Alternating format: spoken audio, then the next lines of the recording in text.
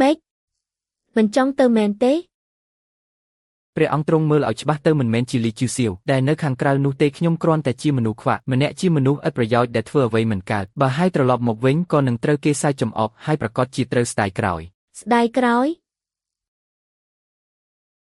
ខ្ញុំគ្រាន់តែសង្ឃឹមថាអាចនៅក្បែរការពារព្រះអង្គជានិច្ចហើយនឹងមិនឲ្យព្រះអង្គស្ដាយក្រោយដែលបានជួបនឹងខ្ញុំឡើយខ្ញុំមាននិស្ស័យនឹងព្រះអង្គ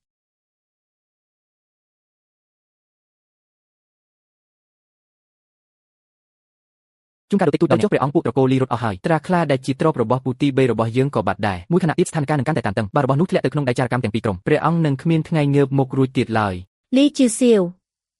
ទ្រព្យសម្បត្តិតកូលីបាត់បង់ក៏ដូចជាខ្ញុំស្លាប់ដែរសិនជាវឈៀងហ៊ានរាយការណ៍រឿងនេះដល់ថ្នាក់លើទៀតរឿងដែលធ្វើឲ្យសិនជាវឈៀងខ្ញុំស្ដាយក្រោយខ្ញុំធ្លាប់ឆ្លងកាត់អស់ហើយអ្វីដែលសិនជាវឈៀងខ្ញុំប្រមូលបានគឺជារឿងដែលមានប្រយោជន៍បំផុតទោះជាចាប់ខ្ញុំបានក៏រកលីជូសៀវមិនឃើញដែររកគេឃើញឬមិនឃើញមិនសំខាន់ទេខ្ញុំគ្រាន់តែចង់បានរបស់ខ្ញុំត្រឡប់មកវិញហើយក៏ត្រូវឲ្យតកូលីរបស់ពួកអ្នកសង្ខេបឈ្មោះដែលខ្ញុំបានចំណាយទៅផងរបស់អ្វីទៅនោះជារឿងរវាងខ្ញុំនិងលីជូសៀវមិនពាក់ព័ន្ធនឹងបងប្រុសតកូលីឡើយផឹកស្រាអម្តៈព្រះបតាមិនល្អទេយកទៅខ្ញុំសូមផឹកមុនដើម្បីជាការគោរពស្រាពេញតូចនេះគឺត្រូវតែស្ថិតក្នុងដៃយើងទាំងពីរនាក់ក្នុងចិត្តពិតមិនហៅថាហ្វាងមិនពេលផ្អាកសរសេរព្រះបតាស្ងប់ស្ងាត់ណាស់សិនជាវឈៀងចំពោះអ្នកតើខ្ញុំជាអ្វីទៅ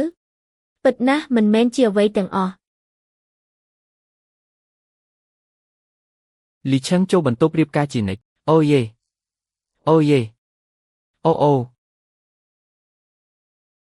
ប្រយ័ត្ន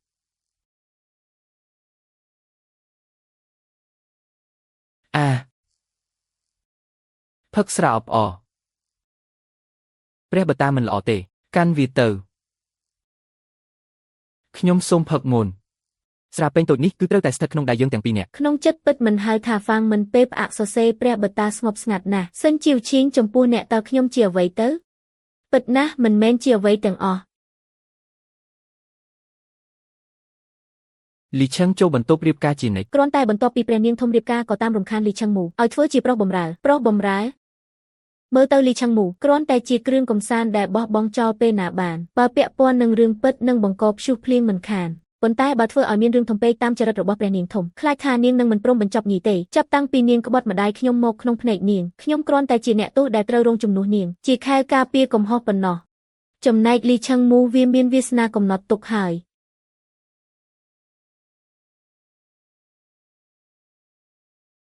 តើយេឃីងបានធ្វើខុសអីបានជាធ្វើឲ្យព្រះនាងធំខឹងខ្លាំងម្ល៉េះ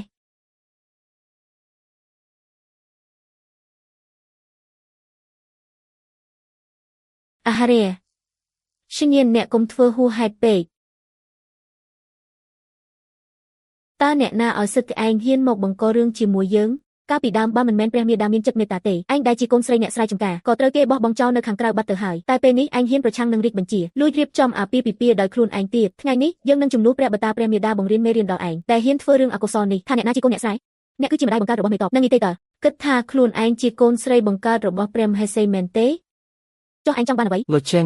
ងមុនពេលសៀវចាក់ចេញគាត់ធ្លាប់ទៅជួបព្រះនាងធំយ៉ាងម៉េចដែរពួកគេមានទំនាក់ទំនងជិតស្និទ្ធទេមិនបានឬដំណឹងអ្វីទេគ្រាន់តែដឹងថាបន្ទាប់ពីព្រះនាងធំរៀបការរួចតែងតែរំអុកលោកឈិងយំឲ្យធ្វើជាស្រីបម្រើផ្ទាល់ខ្លួនស្រីបម្រើផ្ទាល់ខ្លួនមើលទៅលោកឈិងយំគឺជាអុកដែលគេអាចទម្លាក់ចោលពេលណាក៏បានបើទម្លាក់ចូលក្នុងទឹកមុខជាបង្កឲ្យមានរឿងរ៉ាវធំដុំមិនខានបើធ្វើឲ្យមានរឿងធំពេកជាមួយនឹងកំហឹងរបស់ព្រះនាងធំខ្លាចថាគាត់នឹងមិនព្រមបញ្ចប់ត្រឹមនេះទេចាប់តាំងពីគាត់ក្បត់ម្ដាយខ្ញុំមកក្នុងភ្នែកគាត់ខ្ញុំគ្រាន់តែជាអ្នកទោសដែលត្រូវរងគ្រោះជំនួសគាត់ជាខែលការពារកំហុសប៉ុណ្ណោះ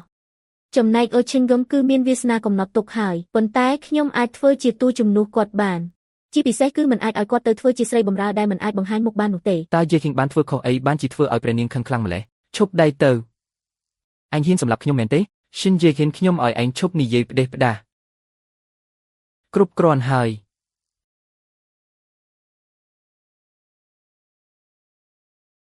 បានហើយពេលអ្នកជួយមកដល់មិនបានមើលថែព្រះនាងធំឲ្យល្អឃើញថាម៉េចក៏ពួកអ្នកជាបងប្អូននឹងគ្នាដែរហើយក៏ឃើញថាយើងក៏រាប់ថាធ្លាប់ស្គាល់គ្នាដែរព្រះនាងទី3ហើយឈៀងកុំប្រកាន់អីច្បាស់ណាស់ថាគេទេដែលវាមួយដៃមុនខ្ញុំគ្រាន់តែជួយសង្គ្រោះគេពីគ្រោះថ្នាក់ប៉ុណ្ណោះព្រះនាងទី3ហើយឈៀងគឺស្ម័គ្រចិត្តរៀបការជាមួយគ្នាសង្ឃឹមថាព្រះនាងកុំបង្កការលំបាកដល់ភរិយាខ្ញុំទៀតអី បើព្រះនាងយល់ព្រមសូមអញ្ជើញស្នាក់នៅពិសាអាហារជាមួយព្រះនាងជាហ្វាយទៅបើព្រះនាងមិនយល់ព្រមទេសូមព្រះនាងមេត្តាលើកលែងឲ្យផងកុំរំខានភ្ញៀវដទៃទៀតអេលីមូសូមអរគុណព្រះនាងម្ដងទៀតព្រះនាងអ្នកដែលទៅស៊ើបការនៅដំណាក់ព្រះនាងធំត្រឡប់មកវិញហើយអាចបញ្ចប់ការងារបានតើអ្នកណាឲ្យភាពក្លាហានឯងដែលហ៊ានដឹងរឿងរបស់មីងហ៊ុយកាលពីដើមបើមិនមែនព្រះមាតាមានចិត្តមេត្តាទេឯងដែលជាកូនស្រីអ្នកស្រែចម្ការនេះមុខជាត្រូវគេបោះបង់ចោលនៅខាងក្រៅបាត់ទៅហើយតែពេលនេះឯងបែរជាហ៊ានប្រឆាំងនឹងរាជបញ្ជាលួចរៀបការដោយខ្លួនឯងថ្ងៃនេះខ្ញុំនឹងជំនួសព្រះបតាព្រះមាតាបង្រៀនមេរៀនដល់ឯងដែលធ្វើរឿងអសិលធម៌នេះនិយាយថាជាកូនអ្នកស្រែចម្ការអីតាមពិតទៅឯងជាកូនរបស់នាងជាមួយមេតបសោះបែរជាគិតថាខ្លួនឯងជាកូនស្រីបង្កើតរបស់ព្រះមហេសីទៅវិញចុះឯងចង់បានយ៉ាងម៉េចខ្ញុំចង់នាំលីឆាំងមូទៅគាត់ជាស្វាមីដែលខ្ញុំបានក្រាក៏សំពះមេដីជាមួយគ្នាការដណ្ដើមយកស្វាមីខ្លួនឯងព្រះនាងមិនគិតថាវាខុសនឹងច្បាប់ទម្លាប់ទេ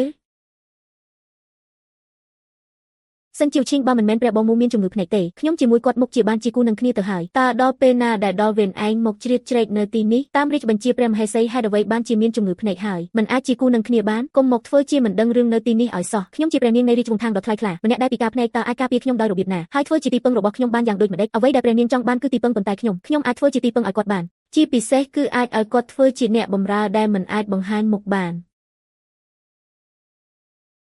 ឯងចង់និយាយថាពាក្យចាំអារ៉ាមនោះជាការពិតមែនទេធ្វើជាអ្នកបម្រើនឹងណាសិនជាវឈីងឯងហ៊ាននិយាយរឿងមិនសមរម្យបែបនេះគ្រប់គ្រាន់ហើយហេតុអ្វីបានជាអ្នកនិយាយជាមួយខ្ញុំបែបនេះខ្ញុំជាភរិយារបស់អ្នកណាភរិយាខ្ញុំមិនគួរណាបានហើយពេលដែលម្ចាស់ស្រីមកដល់ខ្ញុំមិនបានគ្រប់គ្រងព្រះនាងធំឲ្យល្អឃើញថាមិនក៏ដោយក៏ជាបងប្អូននឹងគ្នាដែរហើយក៏ឃើញថាយើងធ្លាប់ស្គាល់គ្នាដែរសូមព្រះនាងទី3កុំប្រកាន់អីជាក់ស្ដែងគឺគាត់ជាអ្នកបង្កបញ្ហាខ្ញុំគ្រាន់តែជួយសង្គ្រោះមនុស្សប៉ុណ្ណោះលីឆឹងនិងព្រះនាងទី3បានរៀបការជាមួយគ្នាដោយស្ម័គ្រចិត្តសង្ឃឹមថាព្រះនាងកុំធ្វើបាបភរិយារបស់ខ្ញុំទៀតឡើយបើព្រះនាងពេញចិត្តអាចនៅពិសាអាហារជាមួយពួកយើងបានបើមិនពេញចិត្តទេសូមព្រះនាងមេត្តាអនុគ្រោះកុំរំខានភ្ញៀវដទៃទៀតខ្ញុំសូមអរគុណព្រះនាងជាមុនព្រះនាងអ្នកដែលទៅស៊ើបការនៅដំណាក់ព្រះនាងធំត្រឡប់មកវិញហើយអាចនិយាយបានហើយបើដូច្នោះជីវឈីងមិនរំខានទៀតទេអាហារទុកថ្ងៃក្រោយចាំពិសាក៏បានអរគុណច្រើនណាស់ជីវឈីងថ្ងៃក្រោយជួបគ្នាមិនជូនដំណើរទេបើអញ្ចឹងជួបគ្នាពេលក្រោយចុះព្រះបតា